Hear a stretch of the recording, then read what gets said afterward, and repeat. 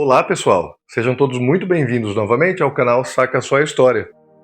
Bom, a escravidão no Brasil foi um sistema gigantesco, brutal e profundamente enraizado na sociedade. Durante mais de 3 séculos, milhões de pessoas foram arrancadas das suas terras na África, atravessaram o Atlântico em navios negreiros e foram transformadas em mercadorias, em plantações, minas, cidades e fazendas. A escravidão não era apenas um sistema econômico, ela era também uma estrutura jurídica, política e social, cuidadosamente construída para garantir que milhões de seres humanos permanecessem sem direitos, sem voz, sem esperança de liberdade. Dentro dessa engrenagem cruel, poucos conseguiram escapar, e menos ainda conseguiram desafiar o próprio sistema que os oprimia. Mas no século XIX surgiu um homem que fez exatamente isso. Um homem que nasceu livre, foi vendido ilegalmente como escravo ainda criança, cresceu sem acesso à educação formal e mesmo assim se transformou em um dos maiores combatentes da escravidão da história brasileira. Um homem que, sem ser formado em direito, tornou-se um especialista nas leis do império e usou o próprio sistema jurídico para libertar centenas de pessoas escravizadas. Esse homem era Luiz Gama. A história de Luiz Gama é uma das mais extraordinárias do Brasil. Ela mistura tragédia, injustiça, inteligência, coragem e capacidade impressionante de transformar conhecimento em arma política. Em uma sociedade dominada por grandes proprietários de escravos, por juízes que muitas vezes protegiam os interesses da elite por um Estado que sustentava o tráfico humano, Gama decidiu enfrentar tudo isso com aquilo que ele considerava sua maior arma: a palavra, a lei e a verdade histórica. Ao longo de sua vida, ele conseguiu libertar mais de 500 pessoas escravizadas por meio de processos judiciais. Ele se tornou jornalista, poeta, polemista, militante republicano e abolicionista. Mas, acima de tudo, tornou-se um símbolo da resistência negra em um país que ainda insistia em negar a humanidade de milhões de pessoas.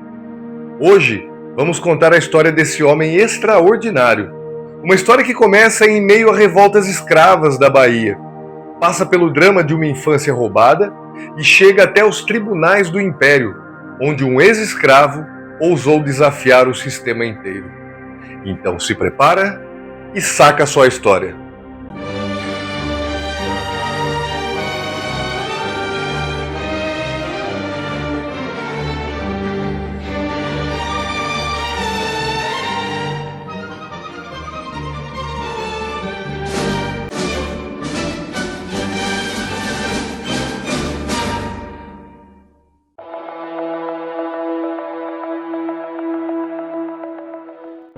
Luiz Gama nasceu em 21 de junho de 1830, na cidade de Salvador, na província da Bahia, um dos principais centros urbanos do Brasil no século XIX, e também um dos maiores polos da população africana e afrodescendente do país. Salvador era uma cidade profundamente marcada pela presença da escravidão. Milhares de africanos viviam ali, trabalhando em atividades urbanas, portos, mercados, oficinas e casas de famílias ricas.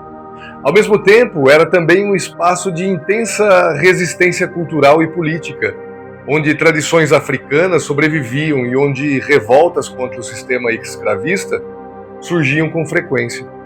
Luiz Gama nasceu nesse ambiente de tensões e conflitos sociais.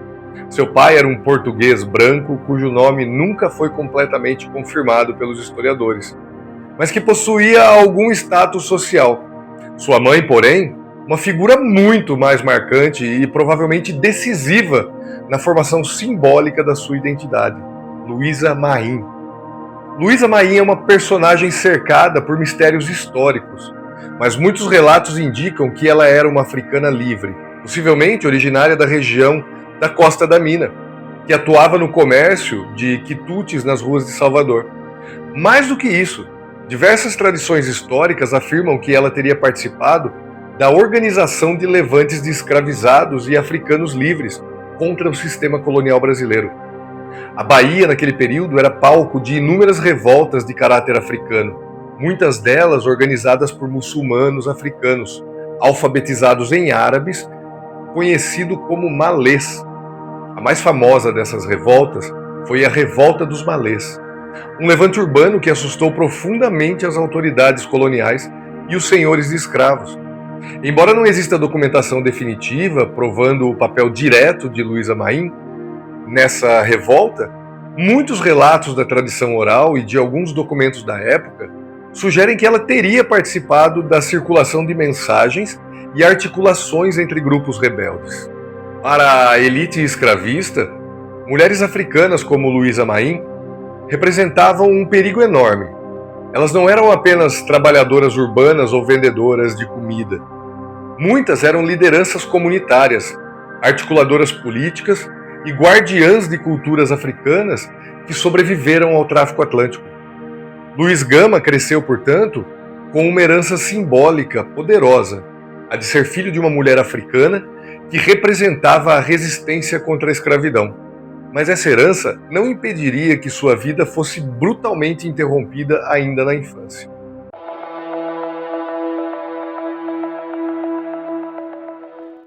Aos 10 anos de idade, a vida de Luiz Gama sofreu uma ruptura devastadora. Seu pai, enfrentando dificuldades financeiras e possivelmente envolvido com jogos e dívidas, tomou uma decisão que revela muito sobre a brutalidade da sociedade escravista brasileira. Vendeu o próprio filho como escravo.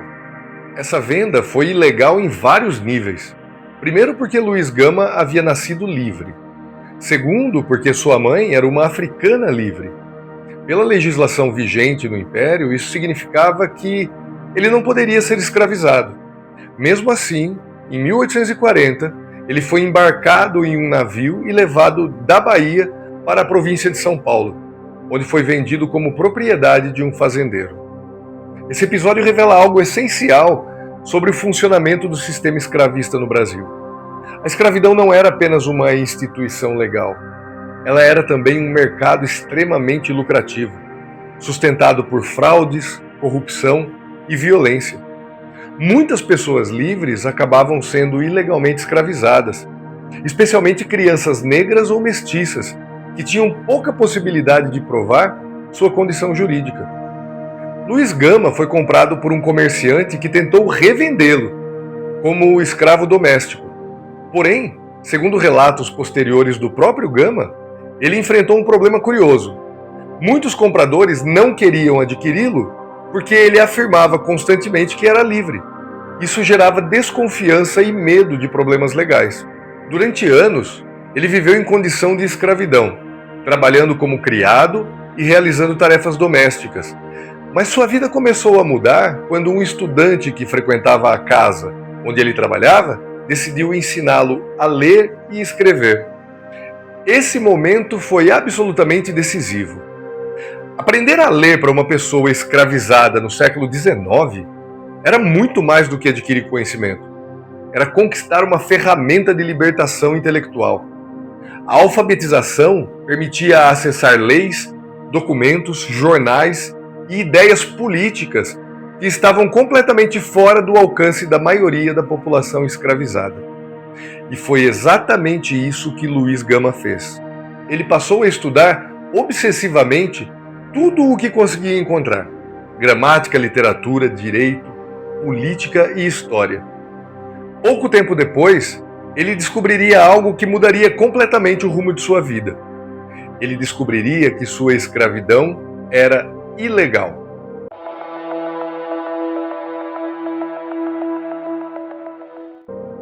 Ao estudar a legislação do Império, Luiz Gama percebeu que existiam vários dispositivos legais que poderiam ser usados para contestar a escravidão de determinadas pessoas.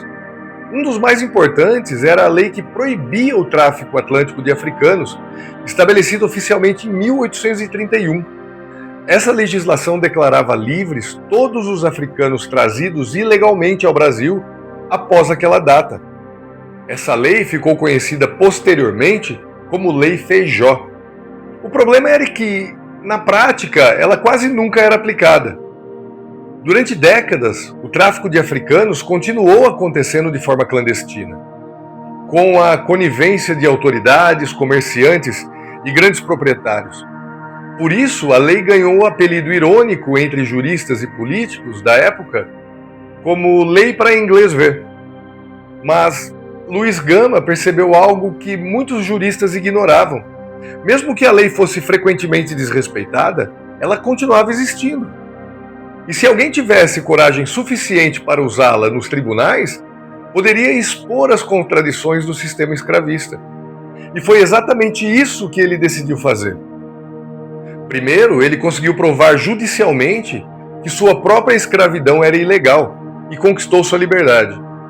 Depois disso, passou a trabalhar como copista, tipógrafo e funcionário público, enquanto continuava estudando direito por conta própria.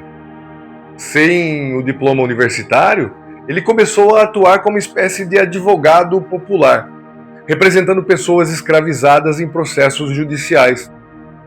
Seu método era brilhante. Ele vasculhava documentos, registros de chegada de navios negreiros, contratos de compra e venda, registros de nascimento.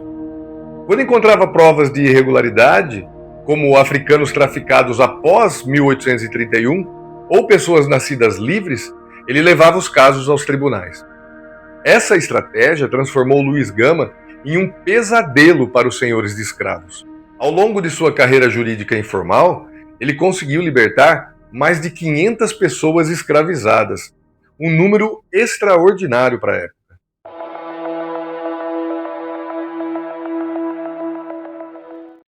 Na década de 1860 e 1870, Luiz Gama já era uma figura conhecida em São Paulo.